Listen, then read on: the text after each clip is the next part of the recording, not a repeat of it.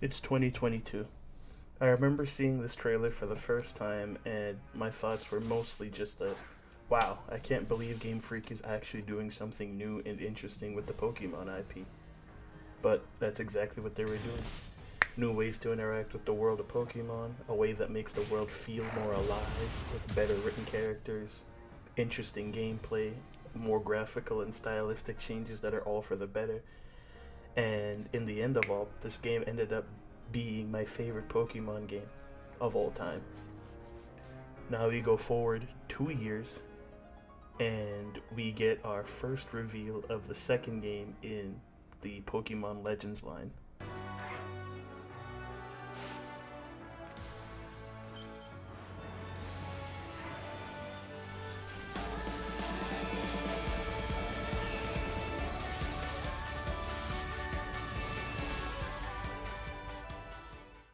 I saw this trailer, and the two things that immediately ran through my mind were, whoa, Mega Evolution is back, which means X and Y are finally gonna get the love that they deserve, the second chance they deserve, being that they're the most underwhelming Pokemon games. But that's kinda not what happened, at least not to the extent that I hoped it did. There are two Pokemon Legends games out right now, so it's only natural for them to be compared to each other, but depending on how you do that comparison, I think it can lead to an unfair outcome for both games involved. You see, while both are Pokemon Legends games, they're both still different stories overall.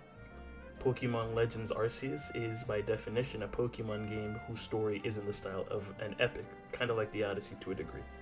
Obviously not as complex, but you get the point. And it's trying to simultaneously tell a different kind of story and redefine Pokemon as a whole. The way the story is told, the way the world looks, the way the gameplay plays out, and how you as a player can interact with the world. Because pre-Legends era Pokemon, the games were all kind of just the same thing, gameplay and story wise, until Sun and Moon came along and mixed it up a little bit with the trials instead of the gyms. Now, I know there's obviously a lot more differences between the games and things that happen differently, but if I went into detail on every single one of them, that would take forever, so just bear with me here.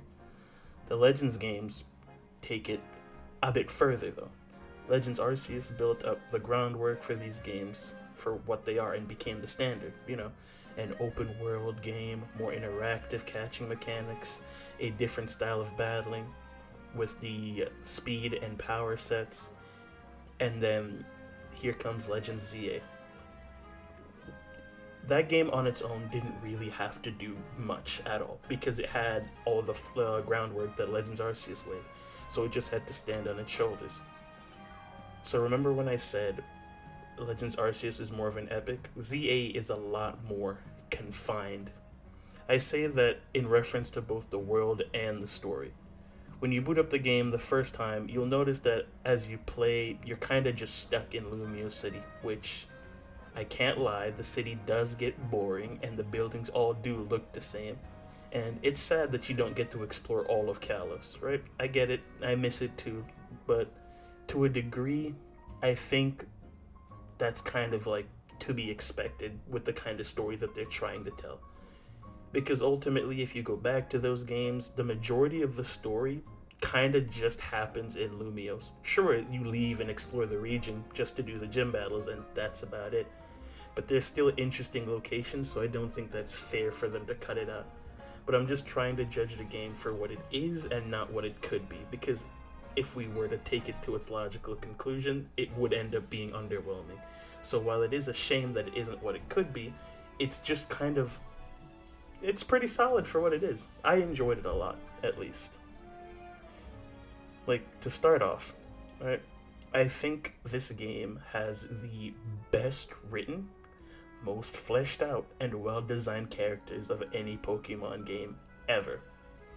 Like, every single one of them are interesting, cool looking, and unique.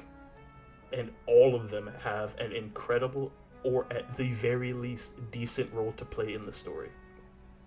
Now, upon hearing that, the average person is more than likely thinking, what the fuck is this dude talking about?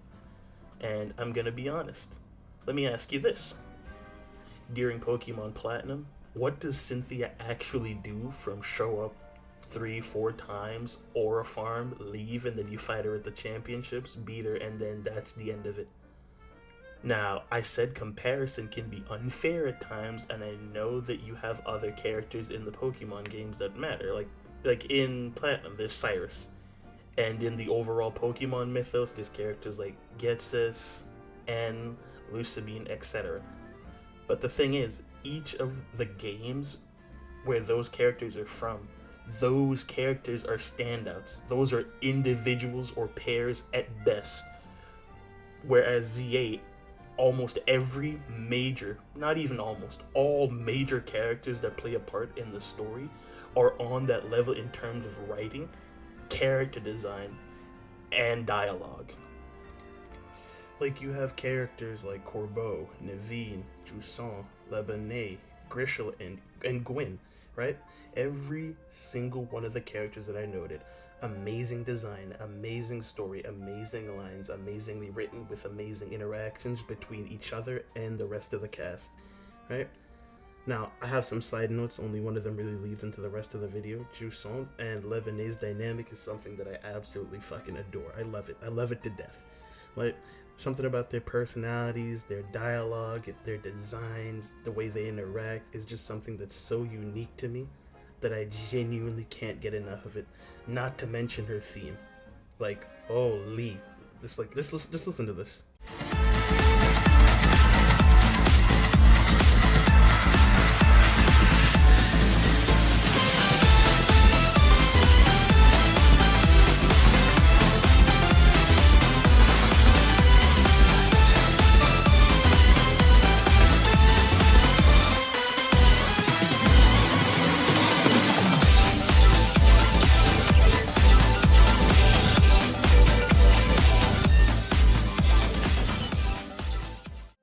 Oh, Pokemon music, you never fail to amaze me with the quality that you put out every single time.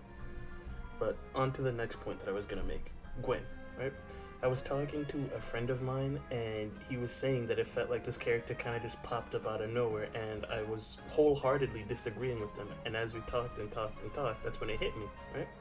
A lot of people end up going through this game without doing some of the side quests or talking to certain NPCs. And I don't think that's a fault of the player. Well, it kind of is and isn't at the same time, because I feel like people should interact with the world that they're in more, and the game should make it a little bit more intuitive to interact with said side quests, right? Because I think a lot of these quests do wonders for making the world feel more alive and making the characters feel more present. There was a very simple quest that I did that was just a construction worker having issues with the Holovator because 2Beldum liked the electromagnetic charge of it, right? So they messed it up. And you do the bog standard thing, which is go up there, you battle the Beldum, they leave, and that's like the end of the quest. But later on, you can come back and find that same guy with 2 Metang that are now working with him because he caught them and trained them up because they were really good helpers. And I think stuff like that is amazing, right? Not to mention, there's also the dojo, where you can find Ivor and his sister Gwyn, which you don't really find out that these two are related until, again, the quest where she suddenly pops up in the main story. But if you go back to that place or find it, you can interact with this character called José, which is the girl that you fight at the beginning when you first encounter Ivor. You can see her training to become a lot stronger to fight you, and the more you learn about her, you learn about her team and the stuff that she's planning to fight you in your rematch.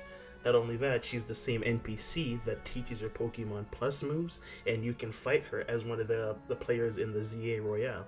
Right? And if you stay within the dojo and talk to even more people inside of it, you can learn more and more details about Gwyn and how she's really annoyed with Ivor and how they keep making noises and getting noise complaints.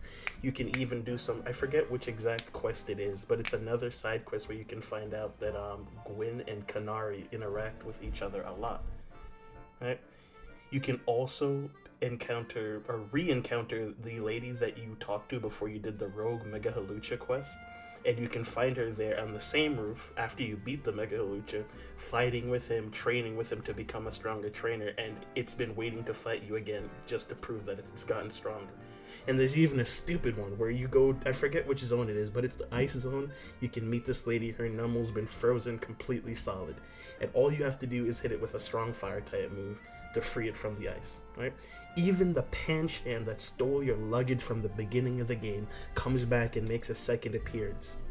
And it's side quests like this that allowed me to play the game and have infinite fun the entire time, because no matter what I was doing, no matter where I was in the world, there was something to entertain me, being either the quests, the dialogue, the Pokemon battling. It didn't matter what, right? As long as I was playing the game made sure that there was something for me to do that made the world feel connected, that felt interesting. Even the quest where there was this random Starmie cult. You just bumped into them. It was a bunch of people with their Starmies just chanting, screaming at the sky, Starmie, Starmie, Starmie. And I think a rare item falls from the sky randomly. And in one of the, again, I forget what the wild zone exactly it was, but you can go over there, pick it up, and it's just one cool item.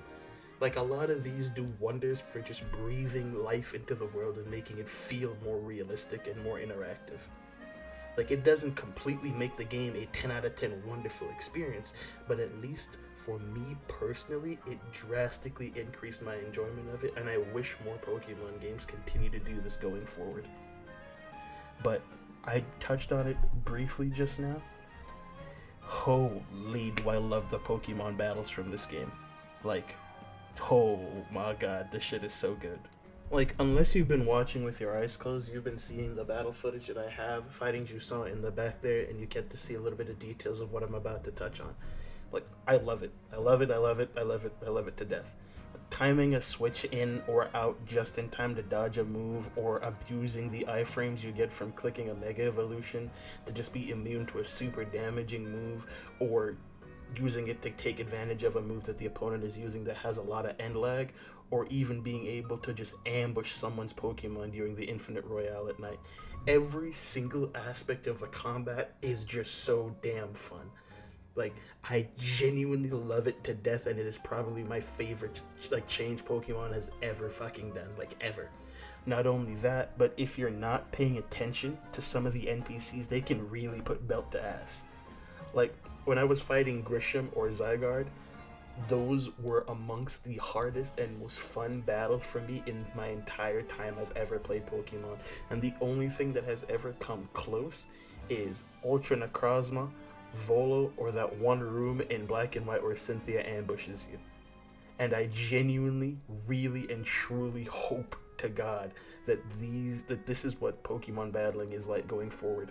Like, I hope that's what it's like going forward in every Pokemon game, but I know that's unrealistic and that that's never gonna happen.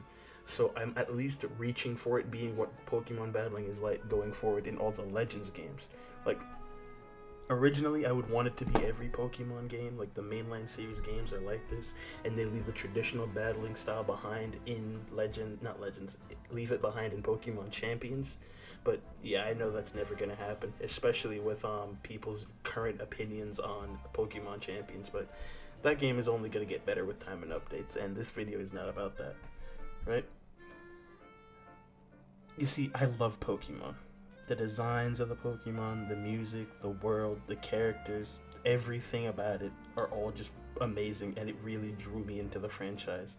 Because I remember when I was around 12, I think, maybe 13, I don't remember the details too much, maybe even younger, I was watching my cousin play Pokemon Yellow on a Game Boy.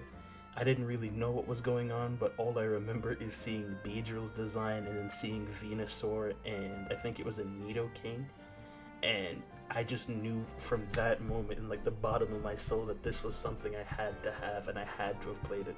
And I've just been playing ever since, and I haven't really stopped. The only time I've had this much fun with any Pokemon game was during Ultra Sun and Moon, Sword and Shield, including the DLC, and Legends Arceus. Like, sure, the Pokemon Company and Game Freak have done a lot to cause me to, be disillusioned with the franchise and lose hope in it. Because the company just, in general, has a tendency to make mistakes that they have no real reason to make at all. So going forward, all I'm praying for is that they continue with the character writing and the designs that they did in ZA and carry that over into Winds and Waves. And I'm not super excited for that game because I haven't been super excited for a Pokemon game in a while, but I will be getting that game, and all I'm doing is hoping that I have as much fun here as I did with ZA.